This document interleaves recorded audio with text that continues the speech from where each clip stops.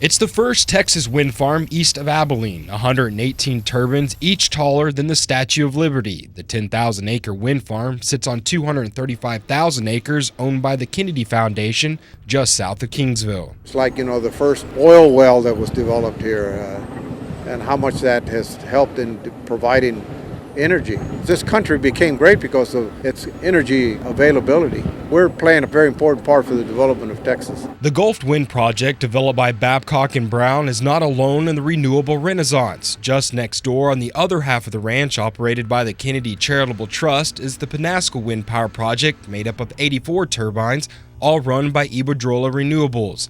Together, the two wind farms pump out 485 megawatts of electricity, enough power for more than 150,000 homes. Most of those will be in South Texas and San Antonio. There's a longer-term strategic objective for the U.S. to generate more energy itself. Secondly, renewable energy is good for the planet. It's zero carbon emissions, and there's a lot of untapped resource in the U.S. that should be used. Set to become operational this past May, the idea for the project first came about in 2002. Research on the area's wind capability went on for several years, along with extensive wildlife impact studies. Our main concern, of course, was the impact on the environment and particular wildlife. When we analyzed it and we looked at it, visited the site in West Texas, and how much noise it makes and how much space it takes, we felt there was not anything to be concerned about. Today, wildlife and cattle can be seen maneuvering within the wind farm. State-of-the-art avian radar is also in place. When high numbers of birds fly into the area under low visibility, the turbines will automatically shut down. Unlike West Texas, the state's southern wind, though less powerful, is more attractive. The wind blows out here during the times of the day that power generation is mostly needed in this part of Texas, which is late morning, early and late afternoon. We get our highest wind flows. Given the nature of the organizations, the millions of dollars generated for both the trust and foundation will have but one destination: charity.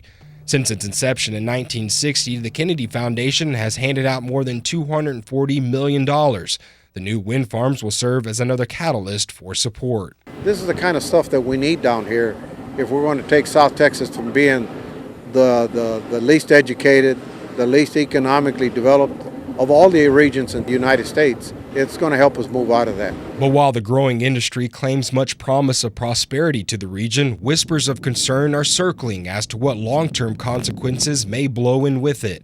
30 miles north of Corpus Christi, outside of Taft, the Papalote Creek Wind Farm, developed by E.On Climate and Renewables, will house 109 turbines generating 180 megawatts, enough to power 54,000 homes. It's new and exciting. The wind energy is certainly something that Farm Bureau wants landowners to have the privilege of exploring and developing, and that income is very important to those landowners who choose to be involved in this project.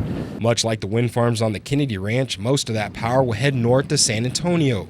The $200 million project is set to rake in $30 million in tax revenue for the area over the next 20 years. But unlike the wind farms on the Kenedy Ranch, this latest green addition is being built on rich farmland, not rangeland, creating a genuine concern as more farmland is taken out of production. Jeff Stapper's home is within sight of the wind farm, one that has raised many concerns. The only concern I have is what it's going to do to the land, just because of the roads that are having to be put into each tower. With the very flat terrain that we have here, you start making adjustments, and that's going to impact drainage, and I don't know that everybody's thought through that. Currently, South Texas has fallen victim to an epic drought, and any sort of flooding has been a minimal concern at best. However, that could all change. The area has been prone to flooding in the past, but those with E.On Climate and Renewables assure the homework has been done. We have worked with every landowner to make sure the road design works with their current and continued farming operations, Adam Cohen with E.On Climate and Renewables said in an email. We have installed culverts and roads in a manner that does not disrupt the natural flow of water and goes with crop rows as much as possible. Construction on the towers began in March, and company leaders say the wind farm should be operational towards the end of the year. Texas Farm Bureau leaders helped pave the way for the wind farm, writing letters to help resolve a dispute with the FAA. However, it's the flight pattern of more agriculture-related aircraft that is raising the eyebrows of local producers. With the boll weevil eradication, that's obviously a big concern. We're trying to really knock that guy out, and if we get in a situation where we've got cotton planted around the wind farms and it does go to raining and we can't get in there with with ground rigs to spray, I guess the weevil will continue to reproduce. It's no secret the new industry has brought about very strong feelings both for and against the wind farms, and many unanswered questions when it comes to the full effect the 400-foot towers will have on the area. For those of us who are producers that have to contend with a windmill being on the property that we rent, it's just one of those things. It's just similar to an oil well being drilled. In any case, South Texas expects to remain the new frontier for wind power as more companies look to tap into one of the coast's most abundant resources, the wind. For Voices of Agriculture, Matt Felder, Sarita, Texas.